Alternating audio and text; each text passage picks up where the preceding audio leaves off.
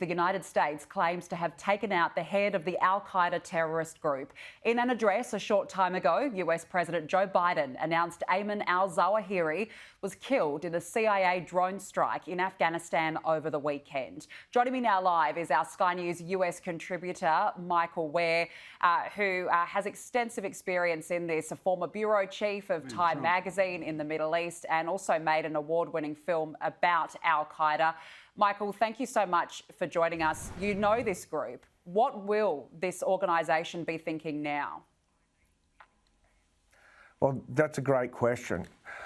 You know, this style of decapitation strike, as we've seen so many times in the past with these various groups, doesn't necessarily have an earth-shattering impact because these organisations are built for loss.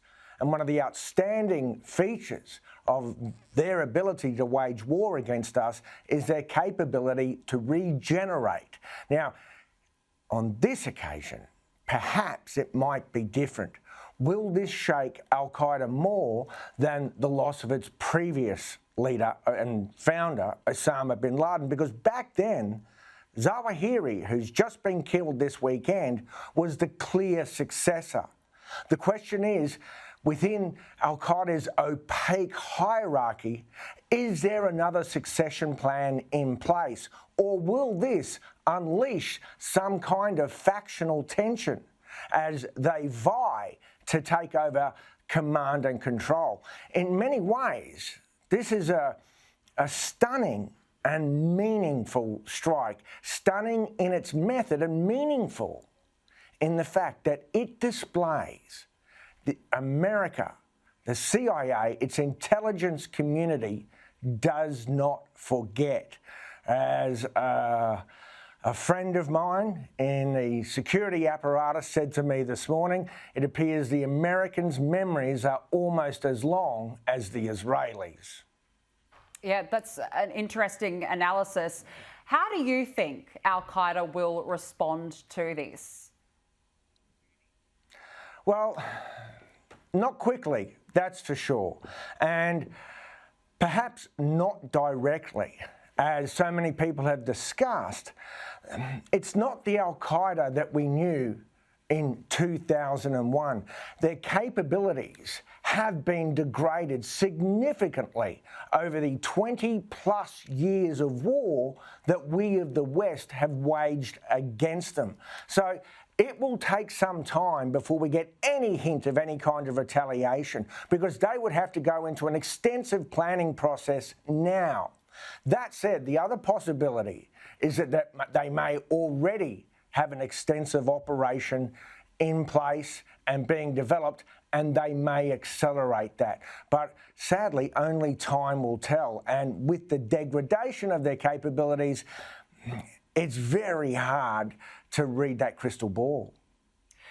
You raise an interesting point that the capabilities of al-Qaeda have diminished.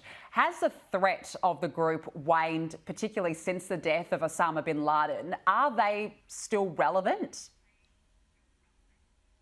Yes, they are very much still relevant, and their capabilities and their meaning had been eroded even before bin Laden's killing in 2011. But let's not forget, these are the architects of that terrible attack on US soil. Within the jihadi community, that still lingers, that still has resonance. And particularly with Ayman al-Zawahiri, who was just killed over the weekend, he was a significant player in the theory of jihad.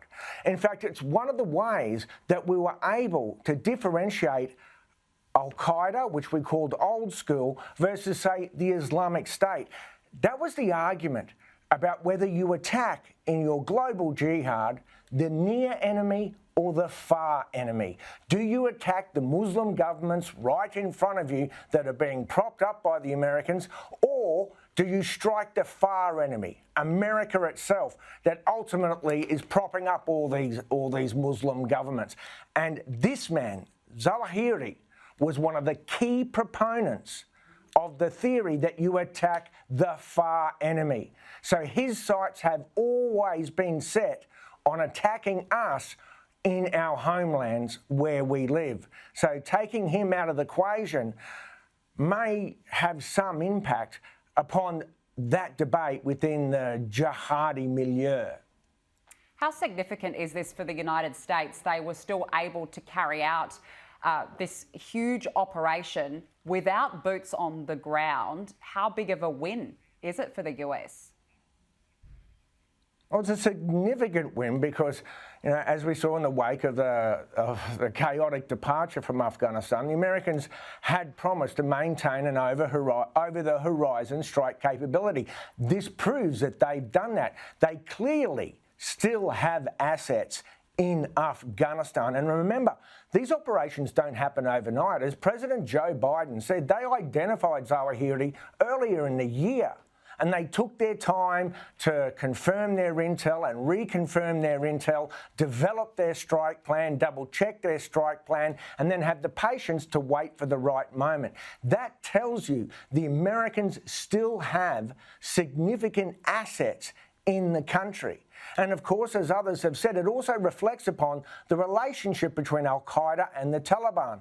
They've always had a close working relationship from before September 11 in 2001. So the fact that Zawahiri was in Afghanistan perhaps is less striking given the long-standing relationship, but the fact that he had the confidence to be in Kabul itself, that tells me that he felt quite daring. But I think there's a broader question here too, that if the Taliban are still working so comfortably with al-Qaeda, then what does that tell us about the nations, or particularly one nation, Pakistan, who sponsors the Taliban? Remember, bin Laden was killed in Pakistan. Now his replacement has been killed in a country that is controlled by a regime that Pakistan sponsors. So what did Pakistan know about Zawahiri's presence, and when did they know it? Very good questions. Michael Ware, you're the former bureau chief of Time magazine in the Middle East. You made an award-winning film about al-Qaeda. You know the group, and we really appreciate your analysis. Michael Ware, thank you for joining us this morning.